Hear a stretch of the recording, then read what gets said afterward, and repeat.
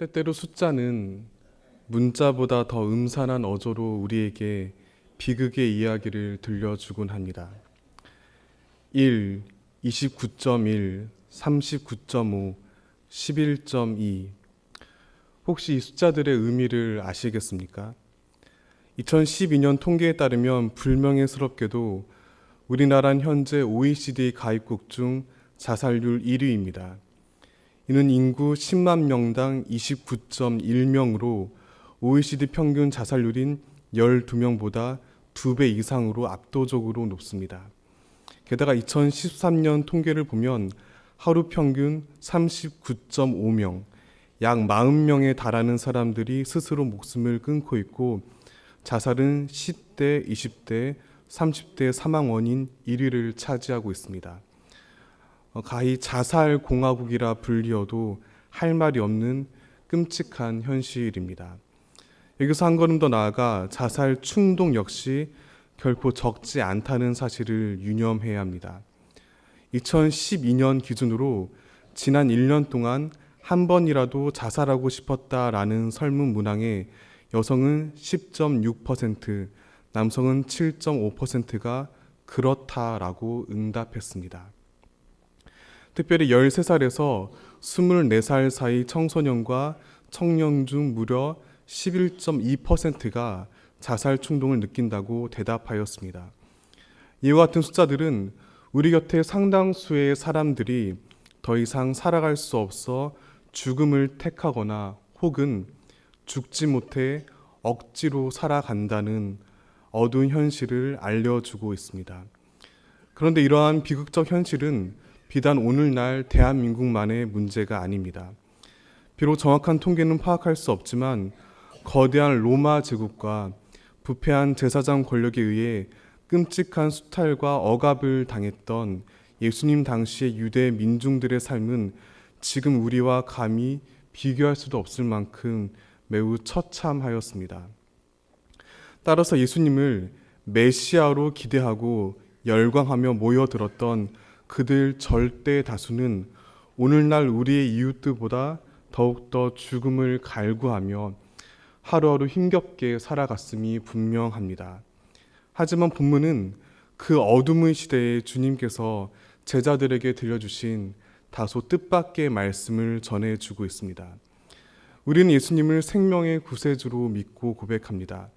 하지만 주님께서는 당황스럽게도 제자들에게 열심히 살아남으라는 따뜻한 위로와 격려를 보내지 않으셨습니다.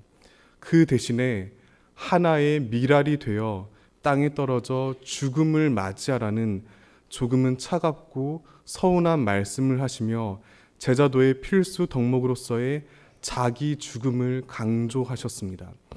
이는 2000년 전뿐만 아니라 죽음에 대한 공포를 본능적으로 안고 살아가는 모든 인류에게 있어 얼핏 당혹스럽고 혼란스러운 말씀입니다.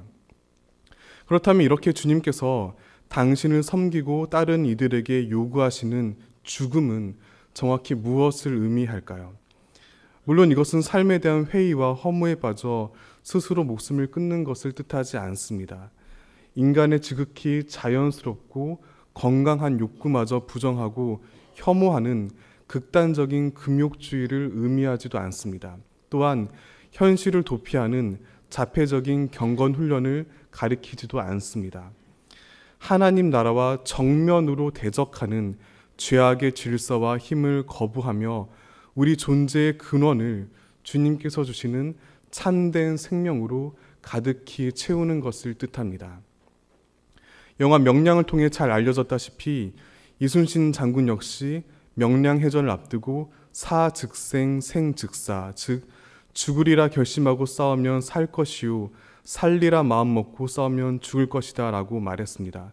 그런데 주님께서는 이보다 더욱 본질적이고 숭고한 죽음을 본문 말씀을 통해 이야기하고 계십니다. 따라서 우리는 그 말씀에 귀를 기울이며 주님과 함께 십자가를 지고 진정한 자기 포기와 죽음의 위대한 역설의 진리를 따라가야 합니다. 그렇다면 하나님 나라의 생명을 향한 죽음은 구체적으로 무엇을 뜻할까요? 우리가 어떻게 할 때 주님께서 말씀하신 많은 열매를 맺는 썩어가는 밀알이 될 수 있을까요? 특별히 종려주일이자 순환주일인 오늘 이 질문에 대한 답을 본문에서 찾으며 십자가 복음의 의미를 보다 생생히 깨달아 아는 우리 모두가 되기를 소망합니다. 첫째로 하나님께서는 본문 말씀을 통하여 이 땅에서의 유한한 생명을 덜 사랑하는 개인적이며 내적인 자기 죽음을 요구하십니다. 본문 25절 말씀 다 함께 읽겠습니다. 자기의 생명을 사랑하는 자는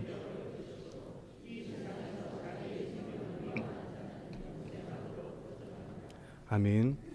예수님께서는 밀알 비유의 내용을 설명하시면서 명백히 대조되는 두 단어를 사용하셨습니다. 그것은 개역 개정 성경에 각각 생명과 영생으로 주로 번역되는 푸시케와 조에입니다. 우리는 이러한 각각의 단어가 갖는 보다 정확한 의미를 이해할 필요가 있습니다. 먼저 헬라어 푸시케는 이 땅에서의 상대적이고 유한한 생명을 뜻합니다.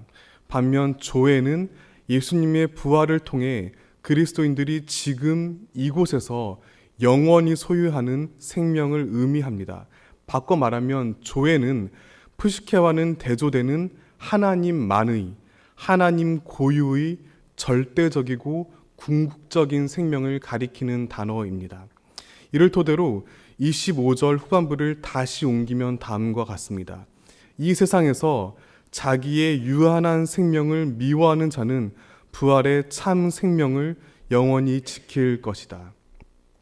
그런데 여기서 우리는 이렇게 자기의 생명을 미워하라는 주님의 말씀을 오해하지 않도록 조심해야 합니다. 왜냐하면 본문에서 미워하는으로 번역된 헬라어 단어의 보다 정확한 의미는 덜 사랑한다 이기 때문입니다. 즉 생명의 주인이신 예수님께서는 우리에게 허락하신 이 땅에서의 삶과 일상을 가볍게 여기거나 멸시하시는 분이 결코 아닙니다. 다만 당신을 따르는 제자들이 이젠 더 이상 이 세상에서의 유한한 생명에만 집착하지 말고 그것을 덜 사랑하기를 바라십니다. 그리하여 부활을 통해 우리에게 드러난 하나님만의 참된 생명을 향해 나아가기를 원하십니다. 학생이 자신의 꿈을 이루기 위해 열심히 공부해서 그들이 원하는 좋은 대학교에 진학하는 것은 두말할 나위 없이 분명 가치 있고 의미 있는 일입니다. 그래서 자신의 자녀가 보다 더 공부에 매진하도록 여러모로 관심을 쏟는 것은 부모로서 지극히 자연스러운 일입니다. 하지만 그럼에도 대학 입시와 학벌은 결국 덜 사랑해야 할 대상임을 깨닫지 못한 채 정작 참으로 중요하게 여겨야 할 신앙 교육에는 철저히 무관심한 일부 기독교인들의 모습은 우리의 마음을 무척 안타깝게 만듭니다. 또한 우리가 이 땅을 살아가면서 불편을 피하기 위해 가능한 많은 돈을 벌어 재산을 모아둔 것 역시 분명 유의미한 일입니다. 하지만 재물을 선하게 이용하는 대신 돈의 정신에 지배당한 채 피폐한 삶을 살아가는 이들의 모습은 언제나 우리의 마음을 아프게 합니다. 그리고 헛된 명예를 지나치게 추구하다가 지금껏 쌓아온 모든 삶의 성취를 결국 무너뜨리고 마는 몇몇 어른들의 모습들은 우리의 가슴을 쓰라리게 합니다. 왜냐하면 그것은 곧 마땅히 덜 사랑해야 할 이 땅 위의 생명을 진정 사랑해야 할 부활 생명보다 더욱 사랑한 끝에 얻은 가슴 아픈 결과이기 때문입니다. 사랑하는 성도 여러분, 우리 안의 여러 욕망들 자체는 충분히 긍정하시기 바랍니다. 하나님께서는 결코 당신의 자녀들이 억지로 표백된 하얗게 질린 얼굴로 살기를 원하지 않으십니다. 다만 그와 동시에 더욱더 당신만의 진정한 생명을 바라보며 우리 안에 가득한 욕망의 호흡을 덜어내기를 바라십니다. 그러므로 우리는 허공에 흐트러지는 허무한 날숨이 아니라 만유를 소생케 하시는 하나님의 숨결을 옮기는 참 생명의 증인으로 살아가기를 굳건히 다짐해야 합니다. 둘째로 하나님께서는 본문 말씀을 통하여 당신의 드넓은 영광을 밝히 드러내는 사회적이며 외적인 자기 죽음을 요구하십니다. 본문 23절 다 함께 읽겠습니다. 예수께서 대답하여 이르시되, 본문 말씀은 하나님을 두려워하는 몇 명의 그리스 사람들이 예수님을 만나고자 노력하는 모습을 보여줍니다. 주님 곁에는 늘 많은 군중들이 몰려들었기 때문에 그분을 가까이 뵙는 것이 물론 쉬운 일은 아니었습니다. 하지만 그렇다고 해서 전혀 불가능한 일도 아니었습니다. 그런데 그들은 왜 예수님을 직접 찾아뵈려 하지 않고 구태여 제자들의 도움을 빌리는 번거로운 수고를 하였을까요? 그것은 그들이 당시 매우 희귀했던 유대교를 믿는 그리스인으로서 온갖 손해와 어려움을 감수하였음에도 유대인들로부터 지금껏 철저히 배척당하며 뼈아픈 모욕을 겪어왔기 때문입니다. 특히나 흔히 이방인의 뜰이라고 불리는 예루살렘 성전 바깥 마당에서 매번 출입 금지 명령을 받을 때마다 그 수치와 굴욕은 더욱 날카롭게 그들의 심장을 향해 파고들었음이 분명합니다. 따라서 그들은 예수님 역시도 유대인이시기에 혹시나 자신들과 같은 이방인들에 대한 굵은 경계선을 가지고 계실 거라고 지레 짐작하며 염려했습니다. 그래서 국리 끝에 주님의 제자들 중 그리스 문화와 언어에 가장 친숙한 갈릴리 베세다 출신 빌립을 통해 예수님을 만나려 하였습니다. 그런데 주님께서는 당신을 뵙고자 하는 그리스 사람들의 부탁을 접하며 그들의 걱정과는 달리 뜻밖에도 감격에 겨운 목소리로 이렇게 대답하셨습니다.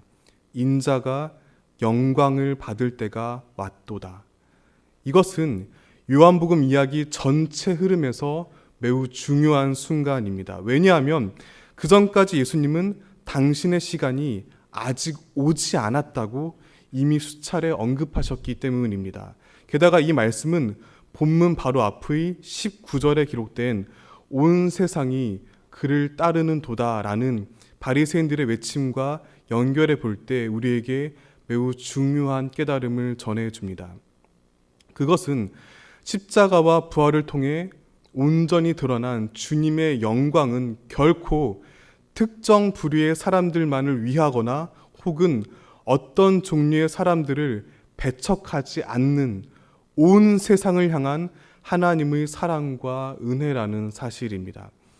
여기서 우리는 주님께서 당신의 위대한 영광을 통해 무너뜨리신 창백한 담벼락은 그 시절 유대교의 독단적인 민족 우월주의만이 아님을 반드시 명심해야 합니다. 더 나아가 하나님의 드넓은 영광에 대적하며 여러 기괴한 모양의 음침한 그림자를 들이우는 오늘날 우리 주변의 수많은 장벽들을 정면으로 응시해야 합니다. 몇 년 전에 미생이란 제목의 만화와 이를 원작으로 한 드라마가 많은 화제와 인기를 불러 모은 적이 있었습니다. 이 드라마의 주인공 장글에는 어릴 때부터 프로 바둑 기사가 되려고 준비하면서 남들과 다른 청소년기를 보냈습니다. 그런 까닭에 어려운 가정 형편으로 바둑을 포기했을 때 결과적으로 그는 고졸 검정고시 출신의 아무것도 할 줄 아는 게 없는 사람이 되었습니다. 그런 그가 우여곡절 끝에 어느 대기업 무역회사의 계약직 신입사원이 되었습니다. 드라마 곳곳에는 그가 뛰어난 재능과 성실함을 갖췄음에도 불구하고 단지 고졸 출신이란 이유로 소위 명문대를 졸업한 엘리트 동료 사원들에게 온갖 무시와 천대를 당하는 가슴 아픈 내용들이 묘사되었습니다. 이와 같은 이야기가 많은 사람들의 심금을 울린 이유는 우리 사회 안에 이런 미생들을 향한 차별이 너무나 만연해 있기 때문입니다.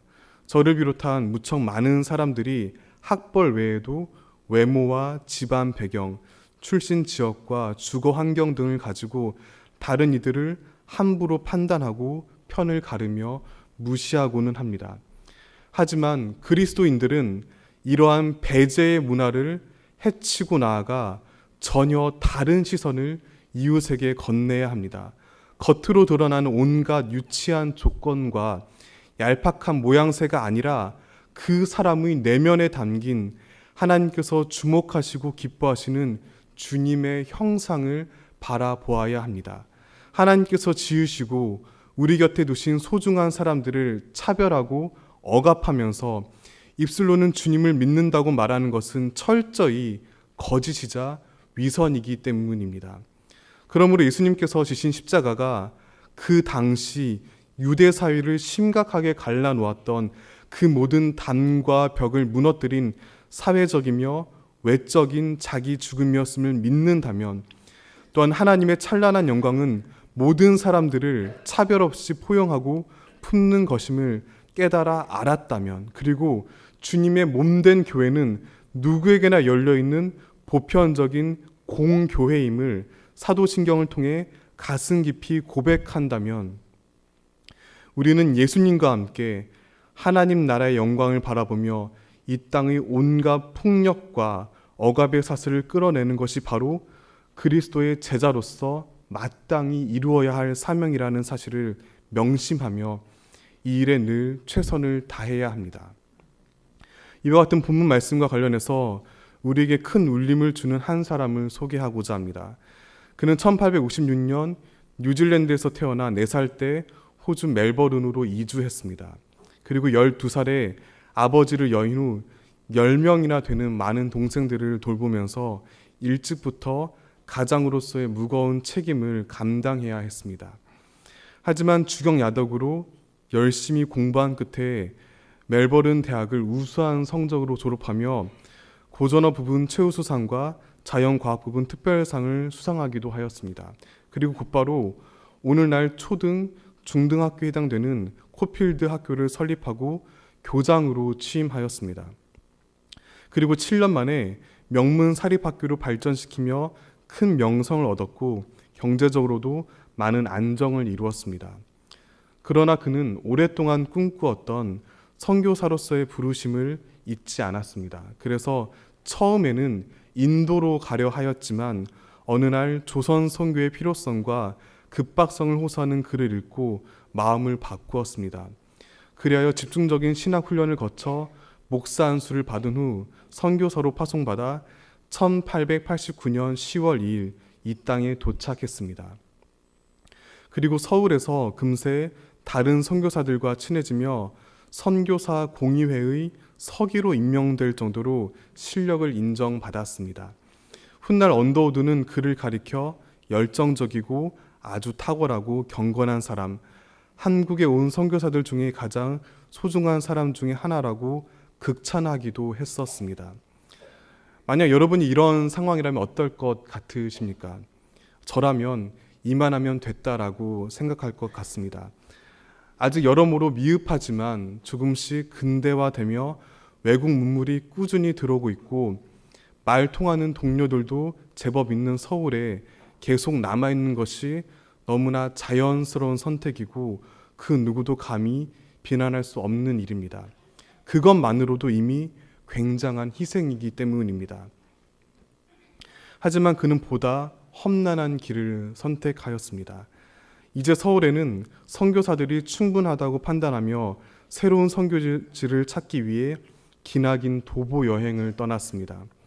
그런데 안타깝게도 그 3주간의 무리한 여정 때문에 그만 폐렴과 천연두에 걸리고 말았습니다. 그 결과 이곳 부산에 도착하고 바로 다음 날인 1890년 4월 15일 불과 33살의 젊은 나이에 세상을 떠났습니다. 그가 바로 우리 교회 정문 옆에 자리한 기념비의 주인공 조셉 헨리 데이비스 선교사입니다. 그의 죽음은 촉망받는 유능한 젊은 교육가로서 고향에서의 안락한 삶을 포기하고 선교지에서의 불편한 삶을 선택한 개인적이자 내면적인 희생의 결과였습니다. 그리고 동시에 가난하고 천대받던 조선인들을 차별 없이 품고 섬기며 하나님의 드넓은 영광을 밝히 드러내는 사회적이며 외적인 섬김의 마무리였습니다. 그렇게 그는 자신의 뜻을 제대로 펼쳐보지도 못하고 얼핏 보기에 너무나 허무하고 초라하게 이른 나이에 생을 마감하였습니다. 하지만 그는 결코 죽지 않았습니다. 땅에 떨어져 묻힌 하나의 미랄과도 같았던 그의 삶은 절대로 스산한 먼지가 되어 허공 속으로 사라지지 않았습니다. 데이비스의 예상치 못한 사망 소식은 그를 파송한 소속 교단에 큰 충격을 안겨주며 조선 선교에 많은 관심을 가지게 하였습니다. 그리하여 그가 숨을 거두고 채 한 달도 지나지 않은 1890년 5월 7일 호주 빅토리아 장로교회 해외 선교위원회는 다음과 같은 내용의 보고서를 작성하였습니다. 그 일부를 읽어드리겠습니다. 해외 선교위원회에서는 우리가 한국에 보낸 첫 번째 선교사인 데이비스 목사의 죽음이라는 큰 손실을 기록할 것을 원한다. 그의 열성적 헌신, 학자로서의 탁월한 재능, 주목할 만한 지속적인 신앙생활, 다른 사람에 대한 강렬한 영향력 등은 새로운 선교를 성공적으로 수행하는 데 매우 적합한 것이었다. 우리 주님께서는 스데반이 일찍 부름을 받고 안식과 보상을 받았던 것처럼 데이비스를 분명하게 축복하셨다. 우리는 많은 사람들이 그의 죽음에 감화를 받아 그의 정신을 알리고 그의 열심을 본받아 우리의 옛 형제에게 주어진 것과 같은 영광의 왕관을 받기를 바란다. 이와 같은 결심 그대로 호주 빅토리아의 장로교 부인연합회를 주축으로 경남 지방을 중심으로 한 본격적인 조선 선교가 시작되었습니다. 그 첫 번째 결실이 바로 우리 교회입니다. 그렇게 그는 분명 죽었으나 결코 죽지 않았습니다. 바로 여기에 부산진교회 모든 성도들의 근원적인 자긍심과 사명이 생생히 살아 숨쉬고 있습니다. 따라서 부산진 신앙 공동체에 속한 우리 모두는 데이비스라는 위대한 하나의 미랄을 가슴 깊이 품으며 예수 그리스도의 말씀을 따라 더욱더 섬김과 나눔을 실천해야 합니다. 사랑하는 교회 여러분, 예수님께서 제자들에게 들려주신 미랄 비유는 단지 그들을 향한 하나의 명령으로만 그치지 않았습니다.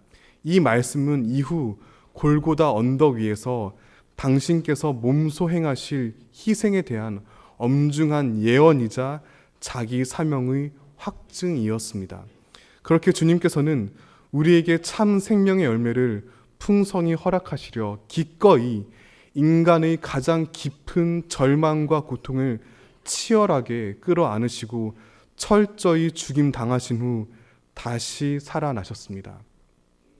그러므로 우리는 도무지 살아가기 벅차 죽음을 고민하거나 혹은 죽지 못해 억지로 살아가는 것이 아니라 진정 살기 위해 죽는, 더 나아가 살리기 위해 죽는 사람들이 되어야 합니다. 또한 사는 듯 보이지만 실상 죽음의 길을 향해 맹목적으로 달려가는 이들을 구하기 위해 죽는 듯 보이지만 도리어 진정 사는 생명의 길 위를 담담히 걸어가는 하나님의 자녀로 살아가야 합니다.